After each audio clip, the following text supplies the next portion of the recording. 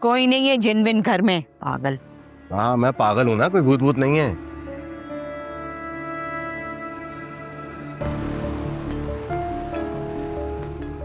ये लो भाई।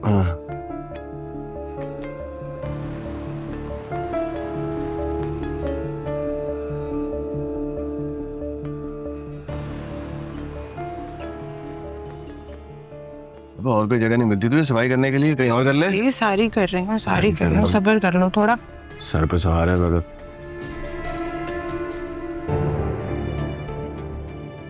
ये घर में इतनी खुशबुएं क्यों आ रही हैं?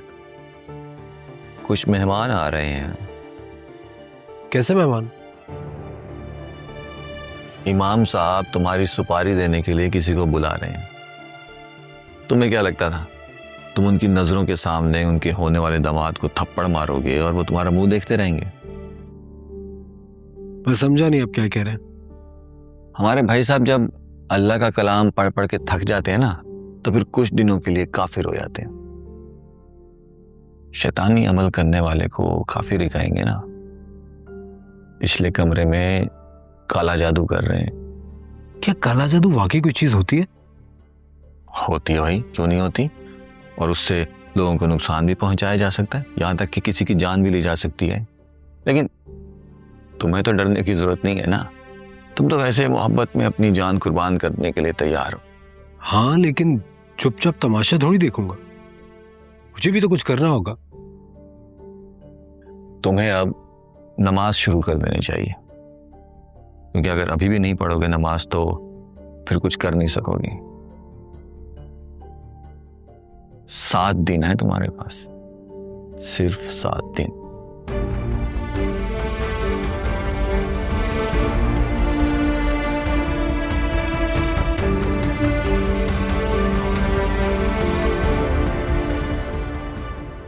संबल, ये ताया जान ने जादू टोने का काम फिर से शुरू कर दिया है ना? हाँ, लेकिन ये सब कर क्यों रहे हैं वो? जाहिर सी बात है, उमैर को नुकसान पहुंचाना है, और किस लिए।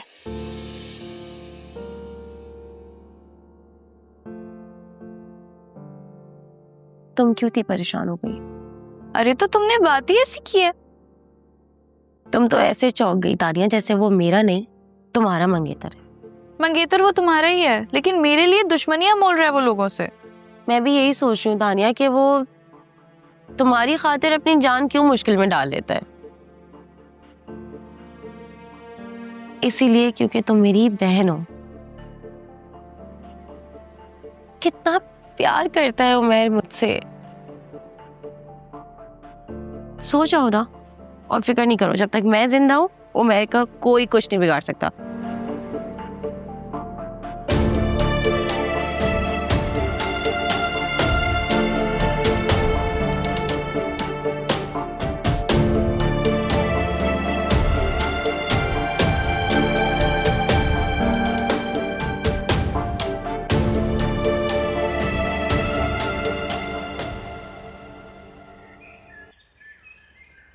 बहुत कोशिश करता हूँ नमाज की रूटीन बनाने की, लेकिन पहले 1-2 नमाजें छूटती हैं और फिर उसके बाद तुम नमाज पढ़ते ही नहीं हो। नमाज तो ऐसे पढ़ो कि कायम हो जाए तुम्हारे अंदर, इधर। फिर ना तुम नमाज को छोड़ सकोगे, ना नमाज तुम्हें छोड़ सकेगी। चाचू ऐसी नमाज कैसे पढ़ी जाए? जब हमें इस बात की समझ आ जाए कि इस दुनिया में हमारी आमद का मकसद क्या है। इस दुनिया में हमारी आमद का मकसद सिर्फ और सिर्फ अल्लाह की पहचान को हासिल करना है, और वो इबादत के बगैर मुमकिन नहीं है। और नमाज एक ऐसा तरीका इबादत है जिसको अगर सही तरीके से तुम पढ़ना सीख लो ना, तो तुम्हें अंदाजा होगा कि जब तुम सलाम फेर दोगे तो तुम नमाज से तो निकल आए हो, लेकिन इबादत से नहीं निकले। फिर तुम्हें माँ की आवाज पे लब्बैक कहना भी इबादत लगेगा, और बाप की डांट पे सर झुका देना भी इबादत महसूस होगा। नमाज हमें ये सिखाती है कि वो हर वक्त हमारी तरफ देख रहा है। जब अजान होती है ना, तो ये सदा लगाई जाती है कि आओ आके ट्रेनिंग कर लो, और फिर जब मस्जिद से निकलो फिर उस ट्रेनिंग के जरिए सही से इबादत कर सको। मुख्तसर ये कि नमाज ऐसे पढ़नी चाहिए कि आपके और आपके माबूद के बीच में कायनात में कोई भी ना हो, तुम्हारे ख्याल में, तुम्हारी सोच में सिर्फ और सिर्फ अल्लाह होना चाहिए। जो भी तुम पढ़ते हो उसके हर लफ्ज में अल्लाह की तौहीद बिना है, क्योंकि नमाज और कुरान के हर लफ्ज बल्कि हर हर्फ में वो मौजूद है। और अगर वो नजर आ जाए ना, फिर पहचान हासिल होती है उसकी। उस पहचान के लिए नमाज पढ़नी है, ना कि ये 5 वक्त की ड्यूटी निभाने के लिए। चाचू क्या दिल चाह रहा है इसी तरह बोलते रहें और ये बातें कभी ना खत्म हो। ये लगन भी ना सब में नहीं होती। तुम में देख ली थी ये लगन मैंने, तभी तो खींच के अपने पास ले आया था मैं।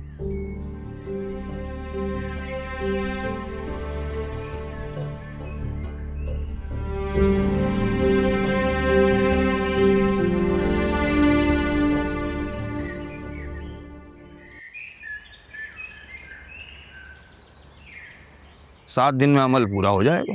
देख लो अब्बा के उल्टा ना पड़ जाए। अरे उल्टा नहीं पड़ेगा इस बार, लेकिन बहरहाल तुम्हें बड़े दिल से हर चीज बर्दाश्त करनी पड़ेगी। अरे हर बार हर चीज मुझे क्यों बर्दाश्त करना पड़ती है? क्योंकि आमिल ने जो है वो हिसार बांधा होता है, ये उसकी औलाद को तंग करते हैं। लेकिन तू घबरा नहीं, मैं तुम्हें एक तावीज लिख कर दूंगा, बेफिक्र हो जाओ। अच्छा तो मैं कुछ दिनों के लिए गांव चला जाता हूँ फिर। भाई बहुत ही डरपोक है तू यार, कुछ नहीं होगा। थर-थर कांपने लगता है जरा जरा सी बातों पे। जब ही तो कहता हूं कि नमाज पढ़ा कर, पाबंदी से नमाज पढ़ा कर। वो कस्टमर का फोन है, मुझे लगता है वो आ गया होगा, मुझे जाना है। मैं दुकान पे नमाज पढ़ लूंगा।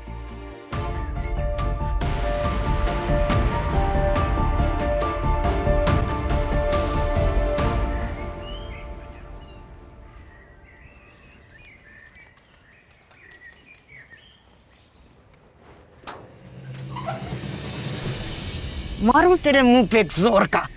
क्या करने जा रही थी अंदर? मैं हाँ? बोल क्या करने जा रही थी अंदर? वो ताया जान ये सब कुछ उमैर को नुकसान पहुंचाने के लिए कर रहे हैं। मैं भी जानती हूँ वो एक शैतान सिर्फ इंसान है, अपनी दोबारा से काफराना हरकतों पर उतर आया है। मगर तुम क्या अंदर करने जा रही थी? मम्मी मैं उसके कमरे की हर चीज तोड़ने जा रही थी। मेरी बच्ची तू नहीं जानती ये बड़ी भयानक दुनिया है। कमारी लड़कियों को जिंदगी भर का रोग लग जाता है, पर ये बलाएं जिंदगी भर पीछा नहीं छोड़ती हैं। समझी तुम या नहीं? मुझे तुम इस कमरे के आसपास भी नजर आई तो लगाऊंगी एक जोर का। अब आओ यहां से।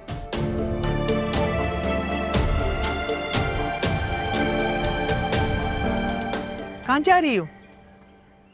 बुक शॉप जा रही हूँ, आपको कुछ चाहिए हो तो बता दीजिएगा, मैं ले आऊंगी।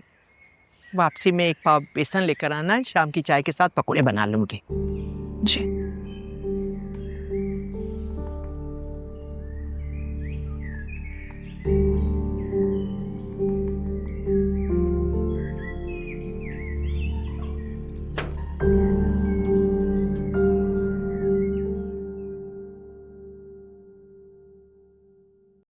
देखो काम जो है ना ध्यान से करना, ये पैसे पकड़ो। आप फिक्र ही ना करें, बानों का नाम सुनकर तानिया तो सब कुछ कर जाएगी। देखो शक ना हो उसे। अरे आप फिक्र ही ना करें, ये 200 रुपए भी ये कहकर दूंगी कि तानिया ने भिजवाए दवाई के लिए। आपने कह दिया, समझे आपका काम हो गया। अच्छा अब तू जा, चले चलती हूँ। हाँ कोई देख लेगा। अल्लाह हाफिज़, दरवाजा बंद करके जा।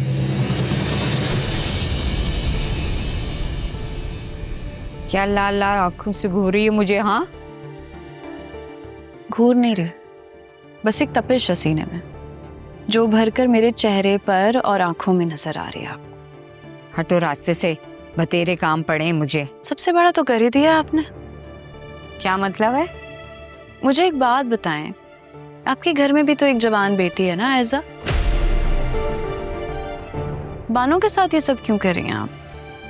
जबान को लगाम दो तुम। जानती हो क्या बकवास कर रही हो तुम? बकवास तो मैं ही कर रही हूँ ना, आप और आपके नामदार शौहर जो कर रहे हैं उसका तो कुछ नहीं हूँ। देखो तानिया, अपनी हद में रहो, हदों को पार करने की कोशिश मत करो। तुम जानती हो कि मैं ताया जान से कह के तुम्हें भस्म करवा दूंगी, है ना? क्यों आप अपनी जहन्नुम खरीदने पर तुली? क्यों कर रही हैं बेचारी बानो के साथ ऐसा सब कुछ? पहले ही जिस्मानी अजियत की तकलीफें झेल रही है वो। कौन बानो? मैं तो किसी बानो को नहीं जानती हूँ। हाय अल्लाह, मैं चूल्हे पे दूध रख के आई थी, उबल ना जाए। जी जी जाइए, इंसानी जिंदगी भी इसी तरह चूल्हे पर उबल रही है, ध्यान रहे कहीं छलक ना जाए।